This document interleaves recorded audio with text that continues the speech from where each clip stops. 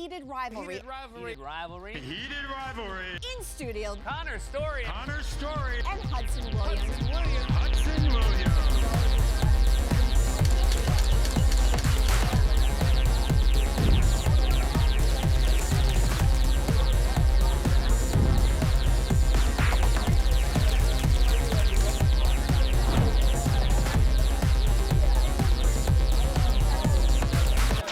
What's up, gang?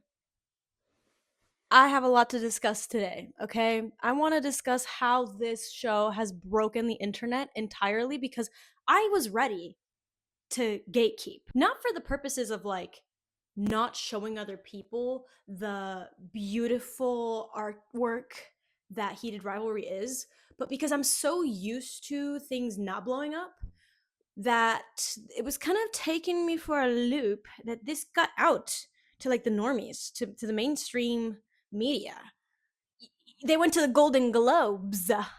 Girl, they are Mr. Worldwides now, and literally everyone knows who they are. Like, how is that possible? That's insane. They really have us like frothing at the mouth for their continuous photo shoots. We're watching 20-minute 5-minute skincare routines. We are constantly refreshing our TikTok, YouTube, Instagram algorithms to get more. Ladies and gentlemen, it's Hudson Williams and Connor Story. What are we doing? In the month following the premiere of Heated Rivalry, our beautiful leading actors have now been like catapulted into levels of fame I have quite literally never seen before. Like, that is the definition of overnight success, okay? Low-key, not since 2013, 2014, the era of directioners, the era of Tumblr, fan Twitter was popping off at that time. I would know, I was there. This kind of like alt, emo, super chronically online first wave of people back then, like, we were crazy. We were truly crazy, and that's what it feels like right now. The boys are booked and busy, and it's because of the power of fandom. Isn't that insane? I wouldn't have had it any other way, to be honest. Like, these two boys are just so good at what they do. They are phenomenal with their craft, and they are just as enjoyable to watch outside their role as it is to watch them in character. It's almost like we get to see another fresh side of who they are and follow them on their journey. Do you have any thoughts? He's speechless.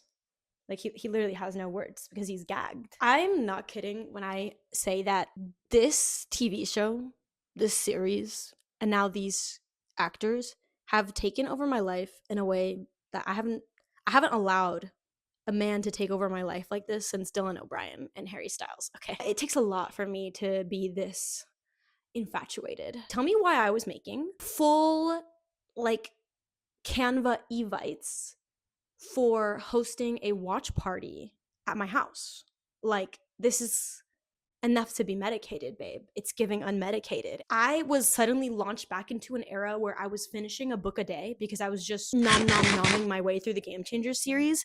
And now it's time for me to release the dissertation on like my thoughts and feelings about this. My thoughts, feelings, emotions, okay? Emotions elevated, thoughts all over the place. Wait, that's not how it goes. Thoughts, there aren't any. Feelings all over the place. Emotions, elated. My credentials, you ask? Okay. Like I said earlier, I used to be part of fan Twitter myself, so I know what it was like back then. And I was a former Wattpad author. I don't know if that means anything to anybody. I was just chronically online, girl. Like, come on, let's be honest. So now that I was there and I'm here, like, let's sit down. Grab your ginger ale, grab your Coke, your good vodka, whatever you want, and let's get into it. I want you to first think about the importance of a good narrative, because the first thing that I think of, like, why this has completely taken over our algorithms is that this is genuinely just a good story. Not only is it a feel-good story, but it is just like amazing to experience. It's unique, amazing, show-stopping. It's original. It keeps you kind of on your toes because you're not sure exactly what's going to happen, and you're constantly able to relate to it without inserting yourself.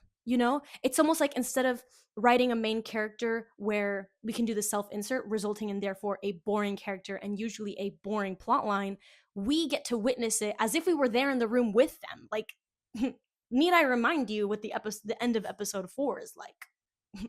Me? Y'all staring at me like I can fix y'all's problems? Pack it up. Wrap it up. Exit that way. We have a good storyline. The same thing happens, but for the elevated emotions of being obsessed with something new. This is what makes people talk. It's what makes more viewers go. It's what brings it to HBO Max's most streamed series right now. I think it's reaching over 600 million minutes of screen time in just this last month alone, which is absolutely insane if you think about it. How many people are rewatching and how many people are tuning in now? The creators and the actors of this show have just been floored by the amount of positive recognition this show has been getting. They put themselves out there fully believing in their craft, but they didn't expect anything to come of it. They really just thought that it was going to be a niche fandom. That's only a fraction now. Isn't that crazy? If the book fan base rejected this project, it was very unlikely that they were going to get renewed, that this was going to go anywhere, blah, blah, blah. And that's just not what happened. They managed to beat the bad book adaptation allegations. Literally, Jacob Tierney's script has done something that I'm still baffled by to this day, because I am a very harsh critic on book adaptations. Even if it follows the book, depending on what they cut out or how they minimize or reduce a character to make it better fit the screen, I'm not there. I'm not. I really had high hopes for TV shows like Avatar, which was just an adaptation from animation to live action, and I absolutely hated it. The characters were reduced so poorly that even though they expanded on Zuko's storyline with his uncle, I was just left feeling empty. I was like, I don't know what to do with this. Same thing goes for a lot of book to TV or book to movie. I hated the first adaptation of Percy Jackson. The second one's going a lot better, but I'm still pretty like on the edge about it. And here I feel like the script filled in blanks that the book had, but the book didn't even, like, you didn't even know that the book had those blanks. And in vice versa, the book fills in the blanks that the TV show has. So if you are like me and you are obsessive to the point where you will read the book if you watch the TV show, or you will watch the TV show if you've read the book, you are combining the best of both worlds, and suddenly you have this huge network of, like, I'm telling you, I feel like the guy from Sunny, like It's Always Sunny in Philadelphia. Like, that's what I feel like right now. I'm constantly connecting the red dots. I'm like, this is crazy. This is crazy. I am in love with these people that don't even exist. It's just a beautiful human experience. I've lived 1,000 lives by reading more books and watching more TV shows, and now I can add that I too am a gay hockey player in the NHL in love with my biggest rival. Real hockey podcasts, real hockey players are tuning into this show. Do you know what it takes to bring straight males to the function? They don't have time for TV. They're too busy watching the soccer games, the boy aquarium. Like, you know what I mean? Like, they don't come around for this kind of thing usually. Instead, we're seeing multiple hockey podcasts blowing up on YouTube by posting their reactions to each episode of Heated Rivalry, and the girls and the gays are eating that up. The girls, the gays, the straights, the they, thems, the lesbians, we love them. Look at us. Hey, look at us. Look at us, huh? Who would have thought? Not me. The NHL itself is playing tattoo in stadiums? Guys, are we bringing fan Twitter into reality? Like, is fandom finally leaving the internet and taking over our physical world? We have to give props to how word of mouth works these days, because I feel like when I was on, like, heavily involved in fandom, either through Twitter back in 2013, 2014, or I was really big in the anime editing community in 2020, 2021, 2022, that was kind of like how word spread on new content, and it got more people to watch because you knew that you were going to be spoiled if you didn't watch it, all this stuff. Now that we have, you know, all these different forms of short form content, people can post quite literally anything at all times, and it's going to just proliferate the story and take it to a wider audience, which is what I saw happening. I was seeing random influencers who have upwards of 1 million followers talking about Heated Rivalry, and that's not even what they usually post about. People will recreate their own scenes. They will do their own takes on it. They'll do analysis. They will make their own merch. the important part here is that this only happens when the story is genuinely consisting of some kind of healing factor. It's healing people. Real romance is back in for 2026. Nobody is pretending that they don't want a fully loving, committed, yearning relationship.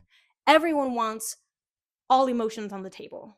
Okay, we want to see growth. We want to see real men. We want to see love being in, and embracing intimacy and vulnerability. That's why the story is so important in taking us by storm. But it's not just the story, it's the story in combination with the style.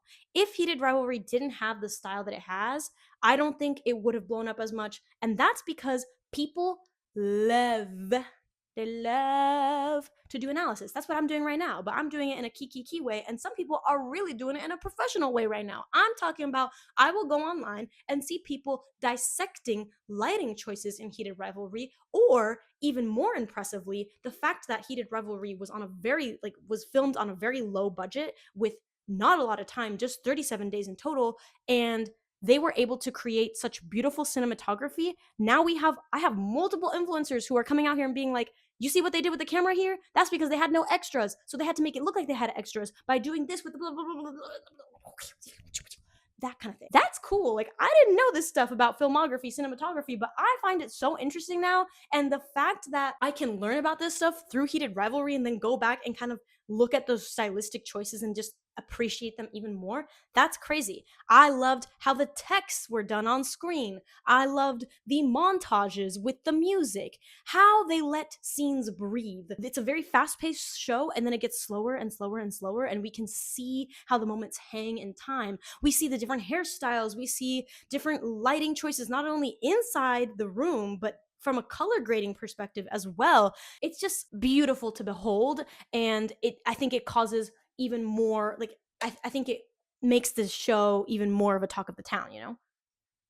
People love beautiful things. As Hudson and Connor have so greatly said, and now printed forever on their bodies, sex sells. You know what else sells? Something pretty. And that's the style that I get right here. This even goes down to the marketing choices. Look at how they decided to release the TV show. First, they only released 2 episodes. Episode 1 by itself, maybe not a lot of people would have kept up with it. By the end of season 2, the stakes are much higher. We get the "we didn't even kiss" scene, which is what people, and Wow Genetic, don't forget about Wow Genetic, but those 2 things blew up, okay? That was what made people talk about it. So the fact that they released not 1 but 2 episodes at the beginning was really important. And then they stopped. Full stop. They didn't just release 3 through 6 right away. They did it weekly. That brought back nostalgia to when cable TV used to be a thing, and I would be having to wait every single week for the new episode of The Vampire Diaries or Arrow or The Flash to drop. Those were hard times because I was sitting in anticipation week by week, not knowing what was going to happen. The caveat here is, because it's a streaming service, people could just rewatch the episodes that already were out. So in the time between episodes 2 and 3, people were rewatching episode 1 and 2 like crazy. Episode 3 drops is a whole different storyline. People are still watching 1 and 2. Now they're watching episode 3. You know what I mean? Like, it's perfect for marketing because it's keeping people just enough in the loop. This is like a psychological term that I forgot about. It's like intermittent positive reinforcement or something like that. It's kind of randomized, but you get it just enough to keep you interested. They've done the same thing with their releases of interviews and their releases of photo shoots. Like, they fully control us. We are just as down bad as Shane Hollander is for Ilya, because we are sitting here every single day refreshing our pages being like, what's the photo shoot of the day? What does Connor's story look like? What's Hudson Williams' favorite ginger ale? You know what I mean? It's really good. It's really, really good. I'm still getting new content that was filmed at the very beginning, and now it's being released by Crave Canada or by HBO Max. That's smart marketing. But marketing by itself wouldn't work if the people were not palatable, right? And not just palatable, but for something to break the internet, they have to be downright obsession worthy. Like, we want to be constantly checking in on them because they are just so funny, so enjoyable, so endearing, so genuine, so grounded. That's what we get with the stars of the show. So we have the story, the style, and now the stars. If it wasn't for Hudson and Connor, I truly don't think that this TV show would have broken the internet the way that it did. You know how they made the Powerpuff Girls and it was sugar, spice, and everything nice? Okay, well, I think Hudson is the spice. I think Connor's probably the sugar, and everything nice is what I talked about before. Okay, like the everything nice is just really well-made show. You put Hudson in there with his little middle fingers and his ADHD tendencies and the way that he puts a dick joke into every conversation that he has. And then we throw Connor in there with his sweetness, talking about soul families and connections and just overall being such a big teddy bear that you want to sit down and just continue consuming them for hours. Their dynamic is infectious and their friendship is so incredibly endearing. I couldn't imagine two better suited people to be brought to fame right now. I'm genuinely proud. There's so much to appreciate in the fact that they have toiled, okay? They've been through tribulations for their craft because they truly believe that this was their calling. We need to bring that back.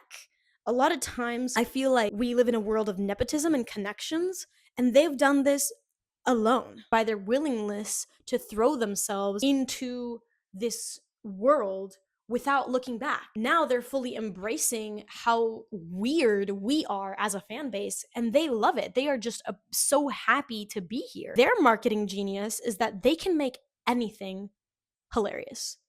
I will watch every short of theirs, and even if I don't really get the trend, I'm sitting there giggling like an idiot because they're just so naturally fun. And you can see that in almost every conversation that they have. They're being extremely present and not doing things because they're being told to, but because that's just what they're feeling. Even if it was scripted, like their presentation for the Golden Globes, they play it off so well. I'm like, you really are good actors then. And I just think that that's the right way to break the internet these days. Like, we need this. I feel like I look at the news and I'm really depressed, or I think about all the things I have to do and I'm really depressed. So having something to kind of smile about and see the success of other people is kind of motivating, you know? Like I'm kind of happy with how supportive the fandom can be, and how by bringing these two young talented men into fame, we have kind of not only made their dreams come true as a collective just by, you know, participating in the talk, but also I think of the impact that the TV show has had by reaching these levels of fame. Hudson has already touched on this, the idea of how many people have been affected by the show, specifically gay, queer, closeted men, right? They're like, this was exactly my experience, and I'm so happy that this story is being told. And it's not even told as an activist story, it's just told as a genuinely good love story between two people. And then there's just a lot of nuance, because guess what?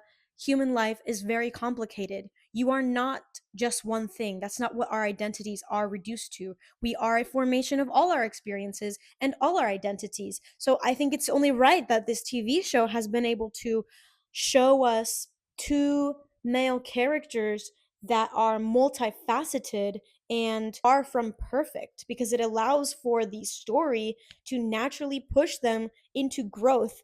And when we see that, we again, through psychology, we are rewarded with more dopamine because we feel like we've been on the journey with them. I think that's phenomenal. I think what Jacob Tierney has pulled off is a hat trick, if one could say. I feel like Hudson and Connor will now be navigating this world of fame, and that's gonna be a story in and of itself, which makes me want to follow them even more. Actually, like, tune in, because I want to talk about the dark side of things too. That's for another video next week. We got to get ourselves a little bit under control with how close we perceive ourselves to be with these two guys, because they're amazing and they share a lot with us, but at the same time, you girl, get your head together. Like, they are not your close personal friends, okay?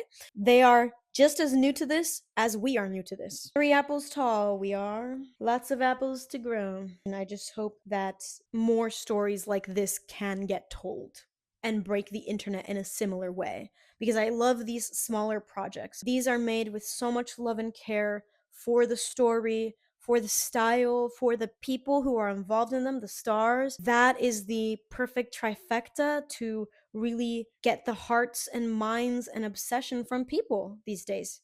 That's how the algorithm works. The algorithm is your audience, and your audience is always going to flock towards you if they feel seen and heard and motivated to watch you on your journey. Let's tune in together to see where it takes them.